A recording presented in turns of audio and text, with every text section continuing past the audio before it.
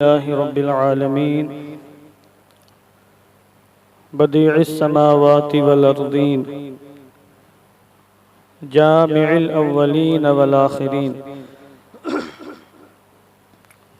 वस्सलातु वस्सलामु अला सय्यिदिल अंबियाइ वल मुरसलीन व अला आलिहि अत्तय्यिबीन अत्ताहिरीन व अस्हाबिहिल मुत्तहरीन व मन इत्तबअहुम बिइहसानिन इला यौमिद्दीन। अम्मा बअद फ़क़द क़ाल अल्लाहु तआला फ़िल क़ुरआनिल मजीद वल फ़ुरक़ानिल हमीद इन्नल्लज़ीना आमनू व अमिलुस्सालिहाति सयजअलु लहुमुर रहमानु वुद्दा। सदक़ल्लाहुल अज़ीम व सदक़ रसूलुहुन नबियुल अमीनुल करीम व नहनु अला ज़ालिका लमिनश शाहिदीन वश्शाकिरीन वल्हम्दुलिल्लाहि रब्बिल आलमीन।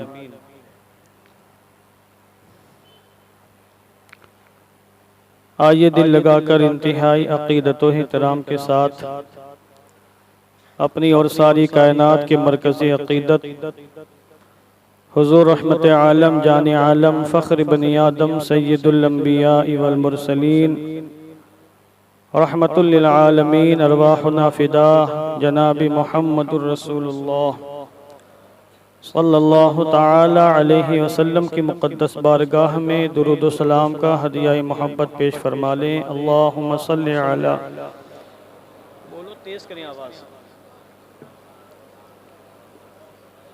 अल्लाहुम्मा सल्लि अला सय्यिदिना शफ़ीइना हबीबिना मौलाना मुहम्मदिन व बारिक वसल्लिम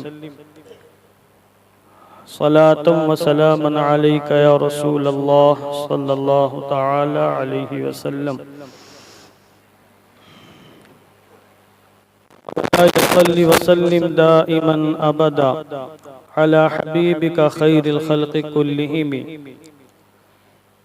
हुवल हबीबुल्लज़ी तुरजा शफ़ाअतुहु लिकुल्लि अहवालि मुक़तहिम फ़हुवल्लज़ी तम्म मअनाहु व सूरतुहु सुम्मा इस्तफ़ाहु हबीबन बारिउन नसमी मुनज़्ज़हुन अन शरीकिन फ़ी महासिनिही फ़जौहरुल हुस्नि फ़ीहि गैरु मुनक़सिमी फ़ाक़न नबिय्यीन फ़ी ख़ल्क़िन व फ़ी ख़ुलुक़ि वलम युदानूहु फ़ी इल्मिन वला करमी। या रब्बि बिल मुस्तफ़ा बल्लिग़ मक़ासिदना वग़फ़िर लना मा मज़ा या वासिअल करमी।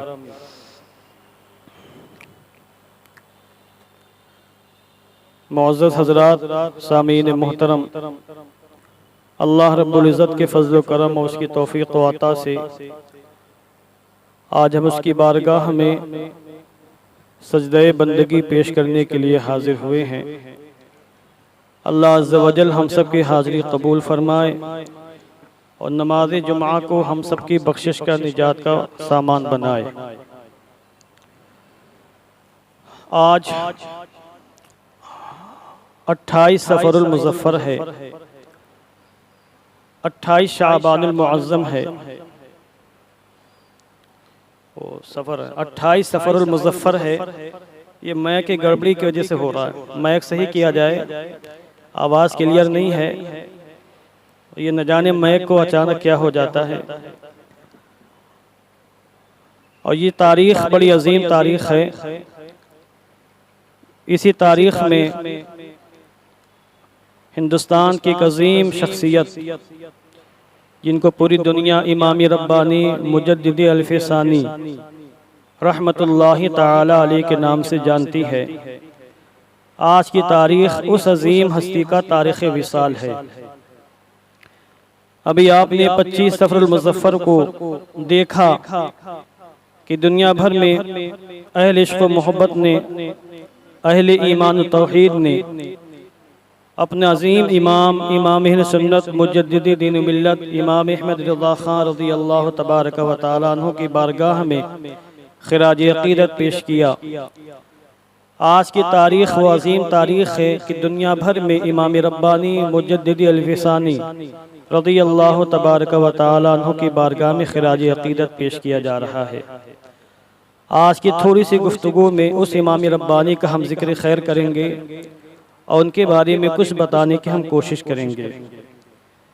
इमाम रब्बानी वो अजीम हस्ती हैं जिन पर अहले हिंद को नाज है, हिंदुस्तान की मुसलमानों को, मुसलमान आलम को भी आप पर नाज है, और आपकी वो कुर्बानियाँ हैं जिनको फरामोश नहीं किया जा सकता। ना आपको फरामोश किया जा सकता है, ना आपकी कुर्बानियों को, आपकी जिद्दोजहद को और आपके मुजाहिदाना कारनामों को फरामोश किया जा सकता है। उस अजीम हस्ती का नाम इमाम रब्बानी। आपका नाम है अहमद, और ये इत्तिफाक है कि इमाम अहमद रिज़ा खां का नाम भी अहमद है, और आपसे पहले हिंदुस्तान के सरजमीन के 11वीं सदी के मुजद्दिद, उनका नाम भी अहमद है। उनकी पैदाइश भी शव्वाल मुकर्रम में हुई है, और इमाम अहमद रिज़ा खान की पैदाइश भी शव्वाल मुकर्रम में हुई है। ये हुस्न इत्तिफाक है। और उनकी वफ़ात भी सफ़रुल मुज़फ़्फ़र में है। हमारे इमाम अहमद रिज़ा खान के वफ़ात भी सफ़रुल मुज़फ़्फ़र में है।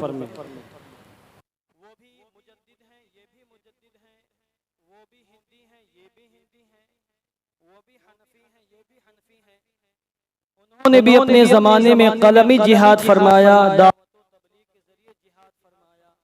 और इमाम अहमद रज़ा खान ने भी अपने ज़माने में कलमी जिहाद फरमाया, दावत व तबलीग के ज़रिए जिहाद फरमाया। उन्होंने भी फितनों की सरकोबी फरमाई, और इन्होंने भी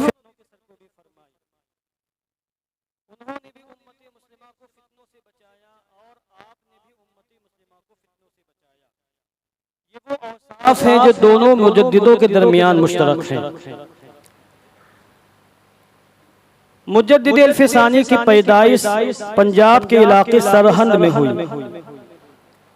971 हिजरी में, गालिबन 14 शव्वाल मुकर्रम 971 हिजरी में आपकी पैदाइश हुई 10वीं सदी हिजरी में गोया की। और आपकी पैदाइश से तकरीबन 200 साल पहले आपके आबाओ अजदाद हिंदुस्तान तशरीफ लाए थे।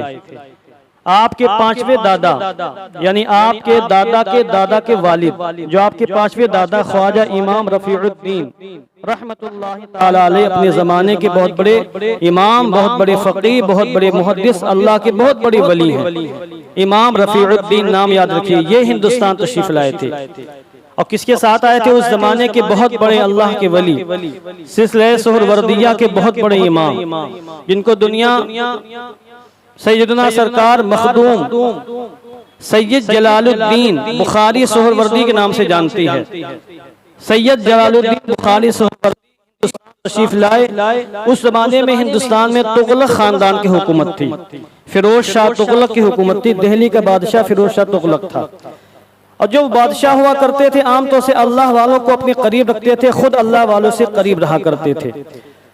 तो फिरोज शाह तुगलक सैयद जलालुद्दीन बुखारी सुहरवर्दी के करीब था, और ये इमाम रफीउद्दीन साहब मुजद्दिद अल्फसानी के जो दादा हैं, पांचवें दादा, ये चूंकि सैयद जलालुद्दीन के मुरीद भी थे और खलीफा भी थे, तो इनको भी फिरोज शाह का कुर्ब हासिल था।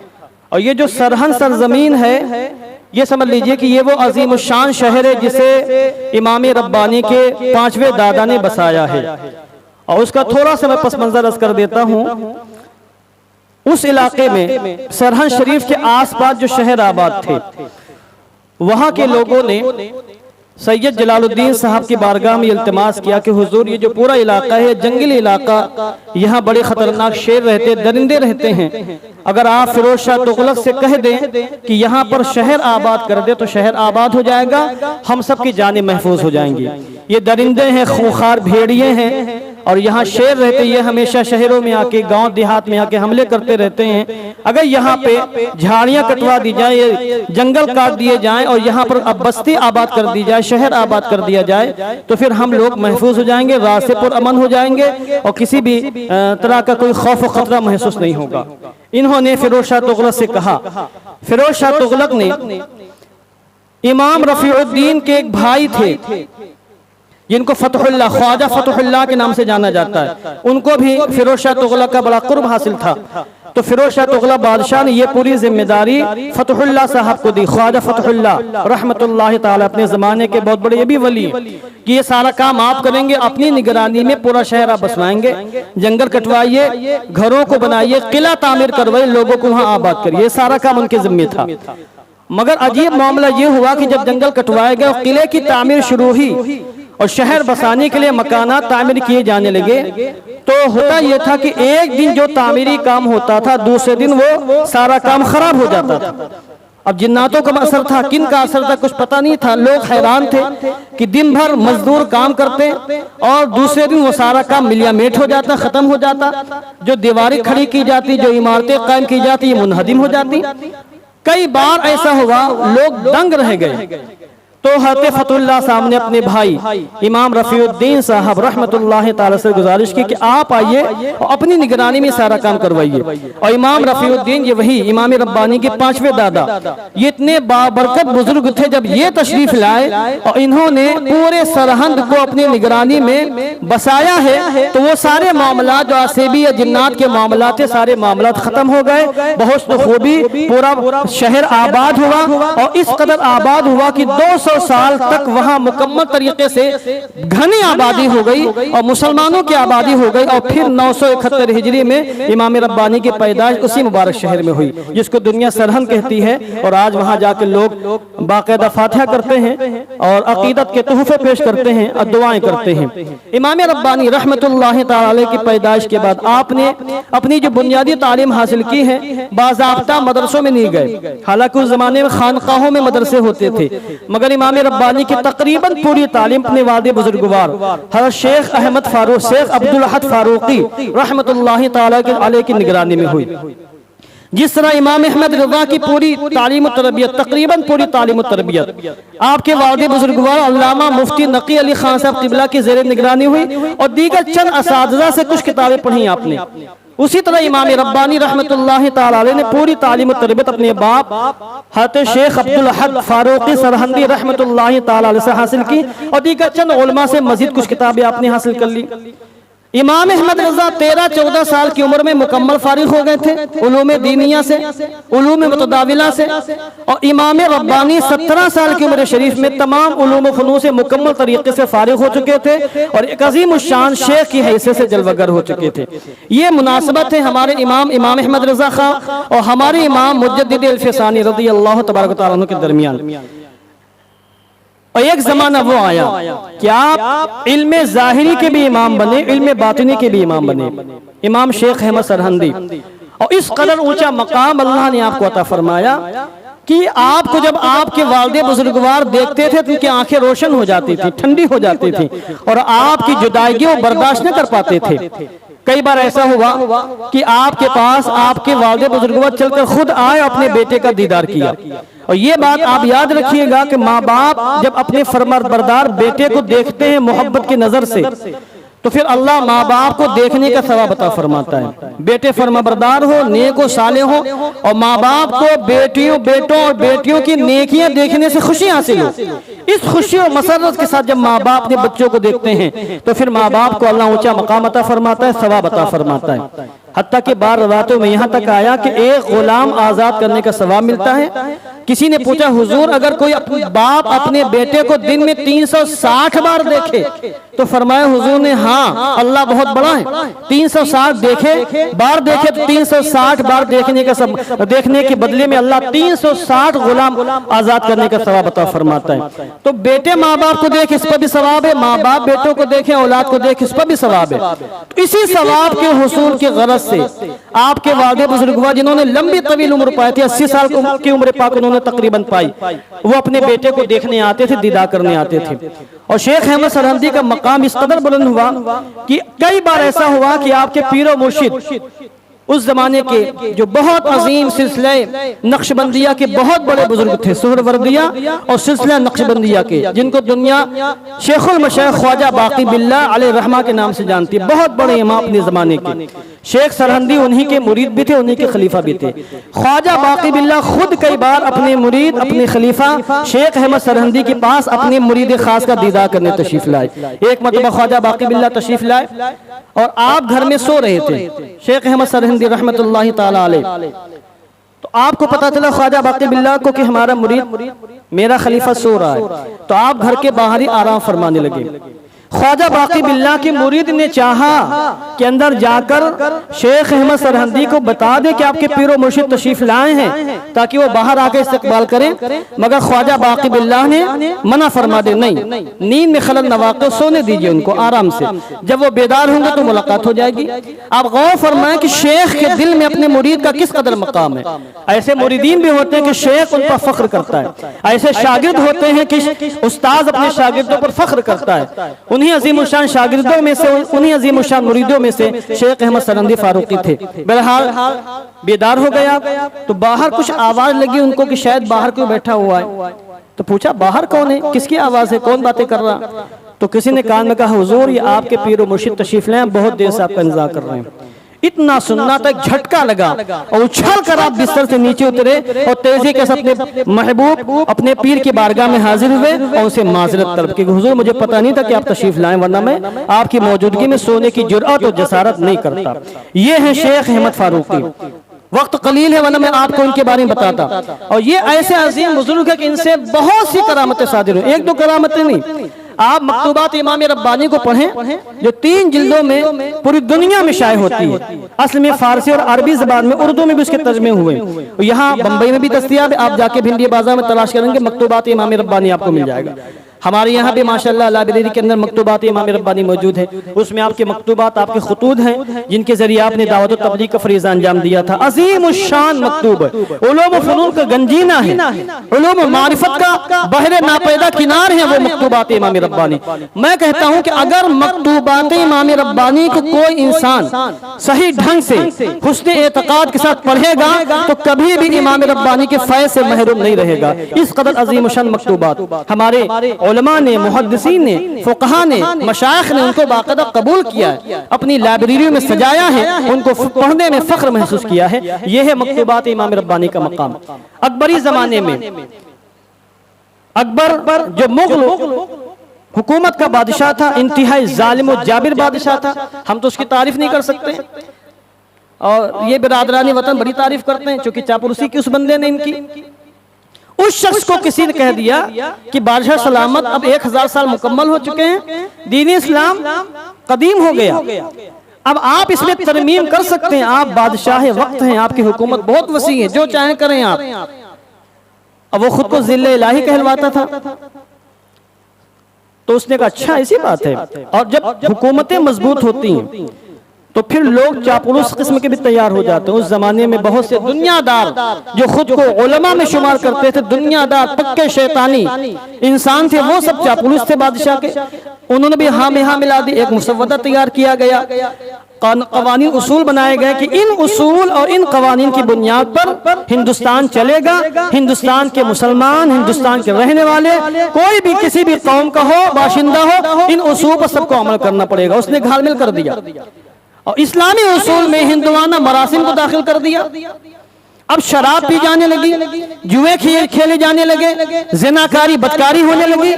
सैयदना सरकारी इमाम हुसैन अली मकाम के ज़माने में जो यजीदी दौर आया था और हमारे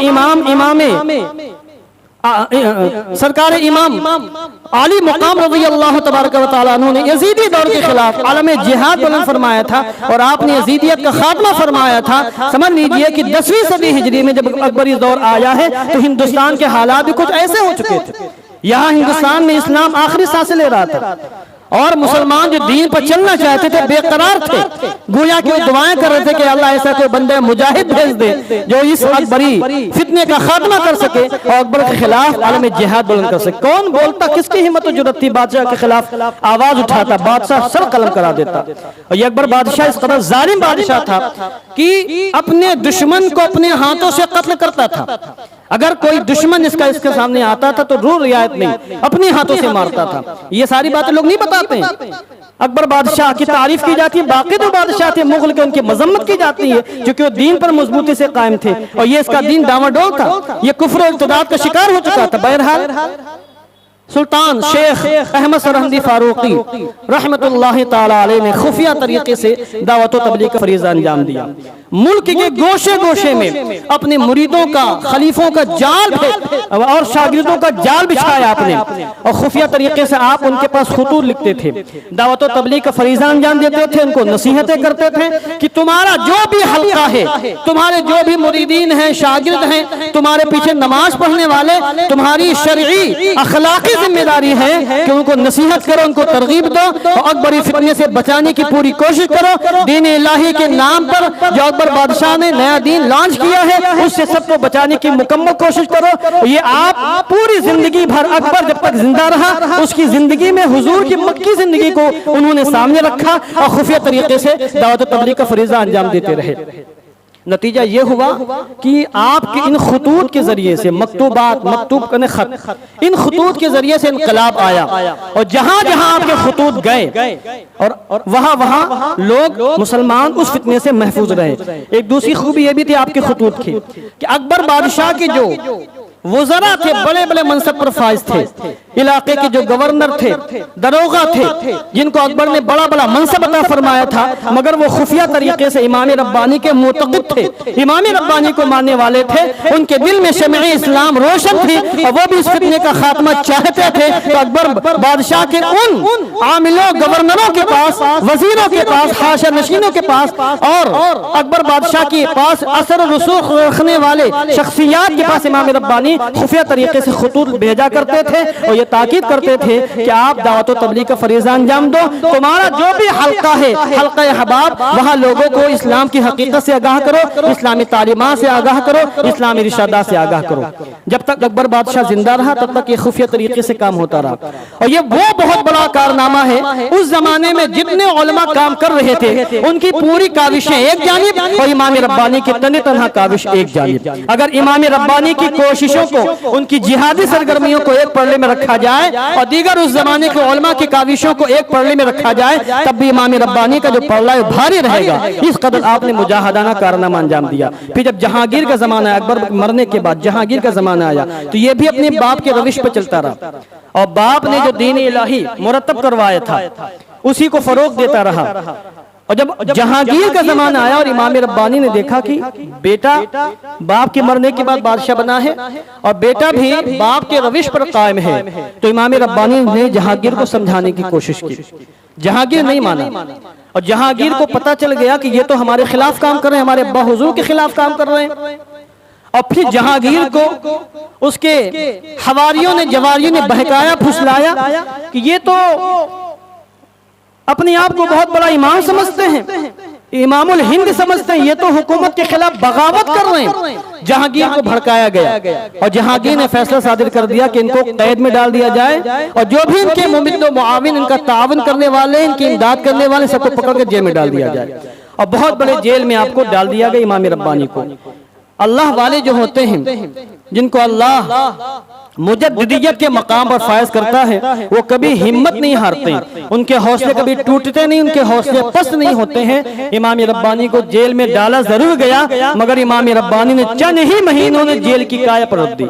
जेल के अंदर हजारों किस्म के इंसान मौजूद थे, लुटेरे भी थे, डाकू भी थे, कत्ल करने वाले, बगावत करने वाले, फिस्क फजूर में मुब्तला रहने वाले, जिनाकारी बदकारी करने वाले, जो मुख्तलिफ जराइम में मुब्तला थे, जिनको हुकूमत वक्त ने गिरफ्तार करके जेल में डाला था। इमाम रब्बानी उनके पास जाकर दावत व तबलीग का फरीज़ा अंजाम देना शुरू किया। चंद ही महीने नहीं गुजरे थे कि जेल की दुनिया बदल गई और जेल में जितने भी लोग मौजूद थे जो मुसलमान थे वो पक्के मुसलमान हो गए, जो काफिर थे वो सब के सब मुसलमान हो गए और सब के सब इमाम रब्बानी के मुरीद हो गए, पैरोकार हो गए। वो जेल जहां नमाजें नहीं हो रही थी, इमाम रब्बानी की इक्तदा में वहां जेल के अंदर मौजूद हजारों सिपाही नमाज अदा कर रहे हैं, अल्लाह का जिक्र हो रहा है, दुरूद पाक की महफिलें मुनक्किद की जा रही हैं। जहांगीर को पता चला तो उसके पैरों तले जमीन खिसक गई और फिर उसको ये एहसास हुआ कि शायद हमसे गलती हो गई। ये बहुत बड़े आलिम दीन हैं, ये जय्यद आलिम दीन हैं, जिनकी नजरों में इतनी तासीर है कि जेल में रहने वाले खोखा दरिंदों की जिंदगी भी तब्दील हो गई है। इनसे बगावत करना, इनको नाराज करना, ये अच्छी बात नहीं है। हुकूमत की चोले हिल सकती हैं, हुकूमत तब्दील हो सकती है। यकीनन ये अल्लाह वाले हैं। जहांगीर ने फैसला दिया कि इनको आजाद किया जाए और फिर जहांगीर खुद आया इस्तकबाल करने के लिए। इनका मुतक़िद हो गया, अपनी मोहब्बत का अकीदत का इजहार किया। वो बादशाह है वक्त जो आपके खिलाफ था, दुनिया ने देखा कि वो आपकी मुजाहिदाना कार्रवाइयों के सामने सर तस्लीम खम करता है और अपनी अकीदत और मोहब्बत का इजहार करता है। इमाम रब्बानी ने शर्त रखी कि तुम्हारे बाप ने जो कारी करतूत यहाँ राइज की है और जिन बिदअत और खुराफात का रवाज तुम्हारे बाप ने दिया है और तुमने जिनको फैलाया है, पहले तुम उन तमाम चीजों का खात्मा करो, दीन इलाही के मनसूख होने का ऐलान करो और जहां जहां तुम्हारी हुकूमत है वहां आर्डर भेजो कि तुम्हारे बाप ने जो बिदअत और खुराफात कायम की हैं उन सबको मुकम्मल तरीके से खात्मा किया जाए। ये सारे काम तुम करोगे तब जाके मैं तुमसे कहीं राजी हो सकूंगा। ये इमाम रब्बानी ने किया। जहांगीर बाकायदा इस पर राजी हुआ और जहांगीर ने मरने से पहले पहले ये सारे काम किए कि बिदअत और खुराफात का खात्मा उसने कर दिया। वरना बादशाह की ज़ेरे निगरानी और बादशाह की ज़ेरे तरबियत जो खुराफात परवान चढ़ती हैं उनका कोई खत्म नहीं कर पाता है, मगर जहांगीर के जरिए से इमाम रब्बानी ने खत्म करवाया।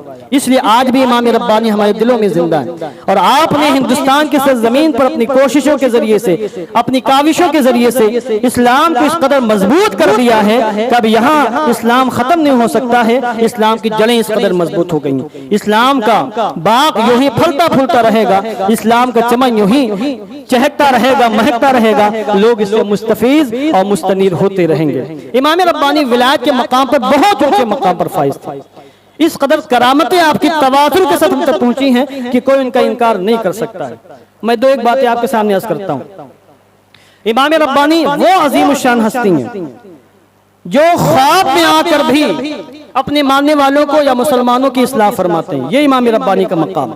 इमाम रब्बानी मकतूबात इमाम रब्बानी के अंदर कई ऐसे रिसाले, कई ऐसे मकतूब हैं कि जिनमें इमाम रब्बानी ने सहाबा किराम की अजमत और शान बयान की।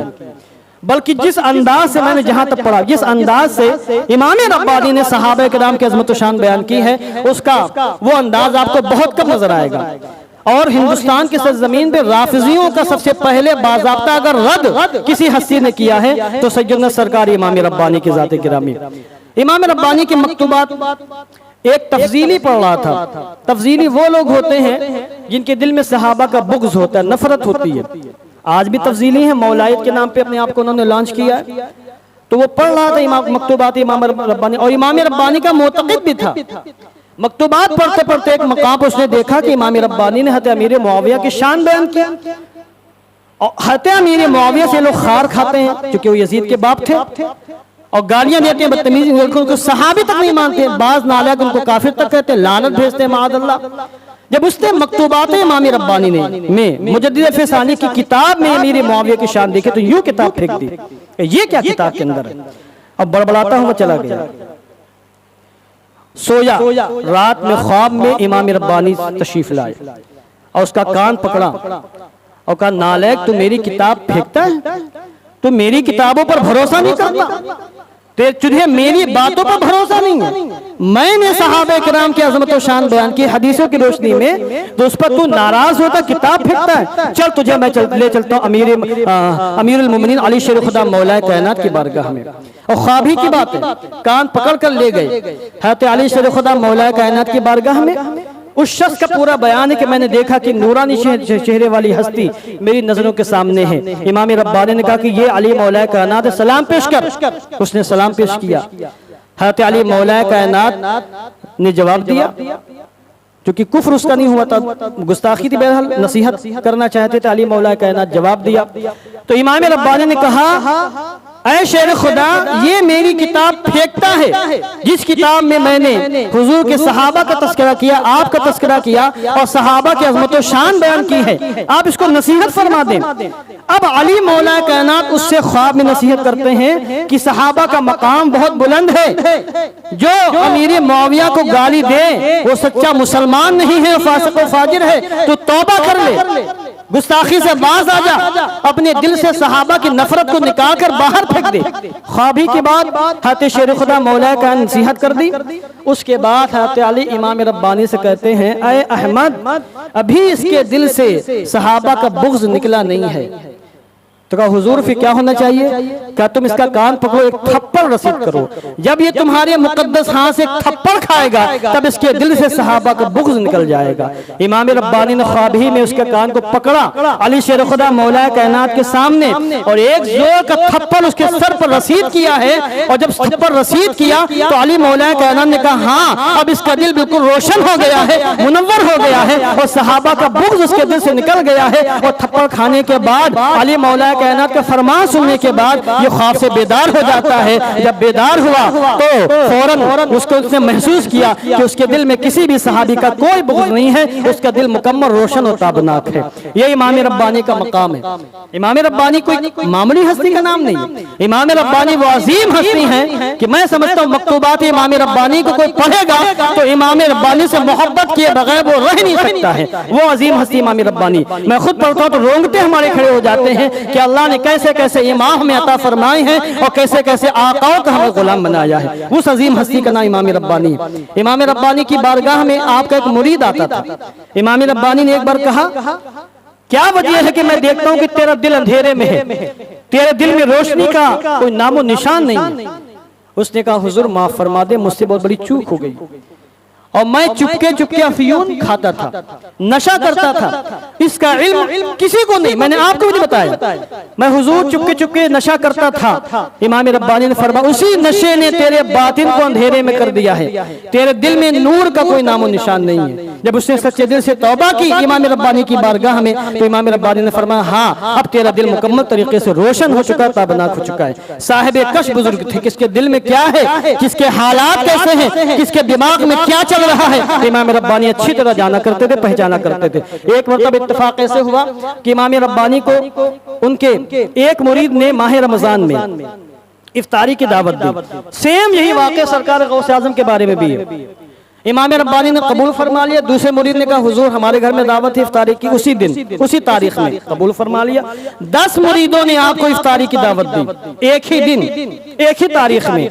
इमाम रब्बानी सबकी दावत को कबूल फरमाया और एक ही वक्त में 10 मकाम पर जाकर आपने अपने मुरीदों को सर इफ्तार फरमाया। ये अल्लाह ने इमाम रब्बानी को मकाम अता फरमाया। ये अल्लाह वालों के लिए कोई ताज्जुब की बात नहीं, हम लोग के लिए ताज्जुब की बात हो सकती है। अल्लाह वालों को अल्लाह ये मकाम अता फरमाता है कि एक मकाम पर एक वक्त में कई मकाम पे जाना चाहें तो वो जा सकते हैं। इस तरह के कई वाकयात इमाम रब्बानी के बारे में है, सरकार गौसे आज़म के बारे में। वक्त खत्म हो गया, तो गुजारिश ये है कि आप अपने बुजुर्गों को पढ़ें, जिनके जरिए हम तक दीन पहुंचाए, जिनके जरिए हम तक सुन्नियत पहुंची है, जिन्होंने दीन के तहफ़्फ़ुज़ के लिए, सुन्नियत के बका के लिए गुमराह फिरकों का काला काला किया है, उनके परखचे उड़ाए हैं, मुजाहिदाना कारनामे अंजाम दिए हैं। उनको आप पढ़ें, जितना ज्यादा पढ़ेंगे उतनी सुन्नियत महफूज होगी और इस्लाम की शमा उसी कदर आबोताब के साथ आपके सीने में रोशन होगी। अल्लाह हम सबके ईमान को महफूज फरमाए।